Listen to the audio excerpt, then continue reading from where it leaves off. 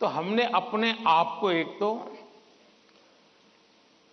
किसी भी प्रकार के प्रेशर को झेलने के लिए सामर्थ्यवान बनाना चाहिए। रोते बैठना नहीं चाहिए। मान के चलना चाहिए कि जीवन में आता रहता है, दबाव बनता रहता है, तो खुद को तैयार करना पड़ता है। अब जैसे कभी आप उस स्थान पे जाते हैं जहां ठंड ज्यादा है और आप किसी गर्म इलाके में रहते हैं, तो आप मन को तैयार करते हैं कि आज अब मुझे 3-4 दिन के बाद ऐसे इलाके में जाना है जहां ठंड ज्यादा है। तो मन से आप तैयार करते हैं तो धीरे धीरे लगता है, पहुंचने के बाद कभी लगता है यार मैंने तो सोचा था उससे तो ठंड कम है, क्योंकि आपने मन से तय कर लिया है। और इसलिए आप टेम्परेचर कितना है कितना नहीं वो देखने की जरूरत नहीं पड़ती, आपका मन तैयार हो जाता है। वैसे ही दबाव को हमने अपने तरीके से मन से एक बार इस स्थिति से जीतना है, ये तो संकल्प करना होता है। दूसरा,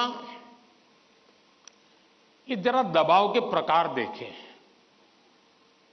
एक तो दबाव होता है खुद ने ही जो अपने लिए तय करके रखा है कि सुबह 4 बजे उठना ही उठना है, रात को 11 बजे तक पढ़ना ही पढ़ना है, आपने तो इतने आंसर सॉल्व करके ही जीतना है, और बड़ा दबाव खुद ही अनुभव करते हैं। मैं समझता हूं हमने उतना स्ट्रेच नहीं करना चाहिए कि जिसके कारण हमारी एबिलिटी ही टूट जाए। हमने स्लोली इंक्रीमेंट करना चाहिए। चलिए भाई, कल मैंने 7 क्वेश्चन सॉल्व किए थे रात को, आज 8 करूंगा। फिर मुझे वरना मैं 15 तय करूं और 7 ही कर पाऊं तो सुबह उठता है यार देखो कल तो कर नहीं पाए, आज करूंगा। तो एक खुद भी दबाव के प्रेशर पैदा करते हैं। हमने इसको थोड़ा साइंटिफिक तरीके से कर रहे हैं। दूसरा,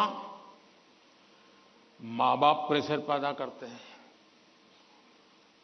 ये क्यों नहीं किया, वो क्यों नहीं किया, क्यों सोता रहा, चलो जल्दी उठते नहीं हो, पता नहीं एग्जाम है। और यहां तक कहते हैं देख वो तेरा दोस्त क्या करता है, तू क्या करता है। ये सुबह शाम जो कमेंट्री चलती है, रनिंग कमेंट्री, और कभी माँ थक जाती है तो पापा की कमेंट्री शुरू होती है, कभी पापा थक जाते हैं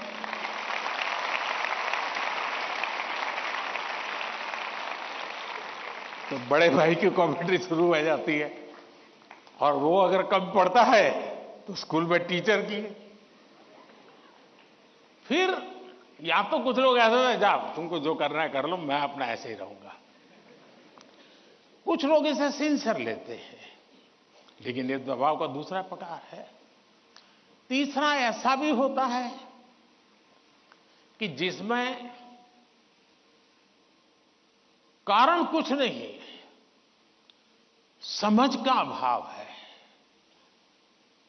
और बिना कारण उसको हम संकट मान लेते हैं।